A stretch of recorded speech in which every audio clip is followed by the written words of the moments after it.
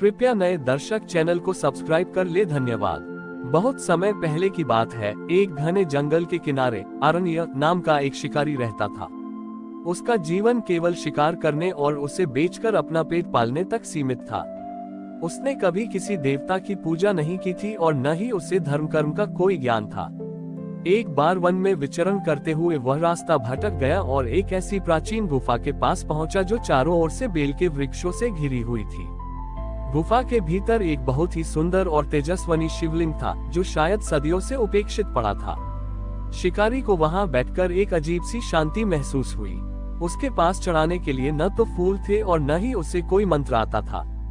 उसने अपनी झोली से एक सूखा मांस का टुकड़ा निकाला जो उसने अपने भोजन के लिए रखा था और उसे भोलेपन में शिवलिंग के सामने रख दिया। उसने सोचा कि यदि यह स्थान के स्वामी हैं, तो उन्हें भी भूख लगी होगी। उसने पास की नदी से अपनी मशक में पानी भरा और अनजाने में ही शिवलिंग का अभिषेक कर दिया। शिकारी हर रोज वहां आता, अपने शिकार का सबसे अच्छा हिस्सा वहां चढ़ाता और अपनी सरल भाषा में महादेव से बातें करता। नगर के एक विद्वान पंडित को जब इस बात का पता चला कि एक अशुद्ध शिकारी महादेव को मांस चढ़ा रहा है, तो वह क्रोधित होकर वहां पहुंचा। उसने शिकारी को बहुत भला बुरा कहा और कहा कि तुम्हारी इस अपवित्रता से महादेव रुष्ट हो जाएंगे। पंडित ने मंत्रोच्चार के साथ शिवलिंग को शुद्ध किया, पंचामृत से अभिषेक किया और 56 भोग लगाए। लेकिन जैसे ही पंडित ने भोग रखा, शिवलिंग से रक्त की बूंदें टपकने लगी। पंडित घबरा गया और उसे लगा कि शायद उससे कोई भारी भूल हुई है। तभी वहां शिकारी आया। उसने शिवलिंग से रक्त गिरता देखा तो वह व्याकुल हो उठा। उसे लगा कि उसके स्वामी को किसी ने चोट पहुंचाई है।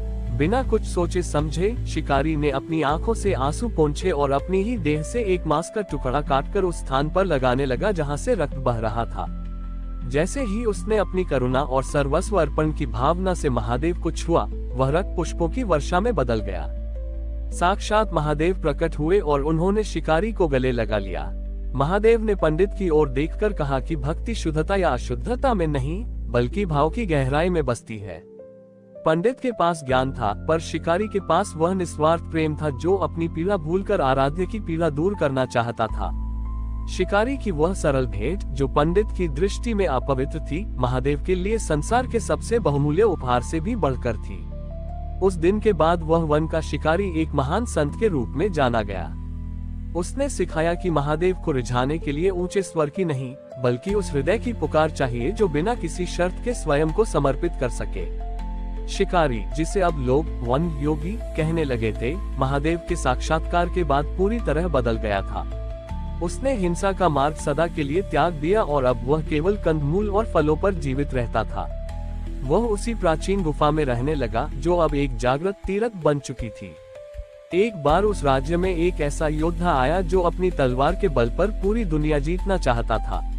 उसका नाम विक्रम था। विक्रम ने जब सुना कि एक मामूली शिकारी को महादेव के दर्शन हुए हैं, तो वह ईर्ष्या और अहंकार से भर गया। विक्रम अपनी सेना के साथ गुफा के द्वार पर पहुंचा और चिल्लाकर बोला कि यदि यहाँ महादेव निवास करते हैं, तो वे मेरे सामने क्यों नहीं आते? मैंने सैकड़ों युद्ध जीते हैं, मैं उनसे अपनी विजय का वरदान चाहता हूँ। वन योगी ने शांत भाव से उत्तर दिया कि योद्धा, महादेव को युद्ध के मैदान में नहीं, हृदय के भीतर के सन्नाटे में खोजो। विक्रम को लगा कि यही योगी उसका अपमान कर रहा है। उसने क्रोध में आकर अपनी तलवार निकाली और शिवलिंग की ओर बढ़ा। तभी वन योगी ने उसे रोका और कहा कि रुक जाओ, यदि तुम अपनी शक्ति का प्रमाण देना चाहते हो, तो इस गुफा के बाहर लगे उस बेल के वृक्ष से केवल एक पत्ता तोड़कर दिखाओ जिसमें जीवन न हो। विक्रम ने उपहास करते हुए अपनी तलवार के एक ही वार से पूरा वृक्ष काटने का प्रयास किया। लेकिन जैसे ही उसकी तलवार वृक्ष से टकराए, उसमें से कोई धातु की आवाज नहीं आई, बल्कि एक दिव्य डमरू की ध्वनि गूंज उठी। उस ध्वनि के साथ ही विक्रम के हाथ से तलवार छूटकर गिर गई और उसकी भुजाएं सुन्न हो गईं। उसने देखा कि जिस वृक्ष को वह काटना चाहता था, उसकी हर पत्ती पर महादेव की एक छवि उभर आई थी। उसे अपनी शक्ति की तुच्छता का आभास हुआ। वन योगी ने उसे समझाया कि जिस हाथ में विनाश की भूख होती है, वह सृजन के देवता को स्पर्श नहीं कर सकता। विक्रम का अहंकार टूट गया और वह वहीं मिट्टी पर गिर पड़ा। उसने अपने राजसी वस्त्र त्याग दिए और वन योगी से दीक्षा मांगी। वन योगी ने उसे सिखाया कि असली विजय दूसरों को डराने में नहीं, बल्कि अपने भीतर के क्रोध और लालच को मारने में है। वह योद्धा जो कभी रक्त बहाने के लिए प्रसिद्ध था, अब उसी वन में घायल पशुओं की सेवा करने लगा। कई वर्षों बाद जब वन योगी और विक्रम दोनों बूढ़े हो गए, तो गांव के लोगों ने देखा कि उस गुफा के पास अब दो वृक्ष खड़े थे, एक बेल का और दूसरा शमी का, जिनकी शाखाएं आपस में लिपटी हुई थीं।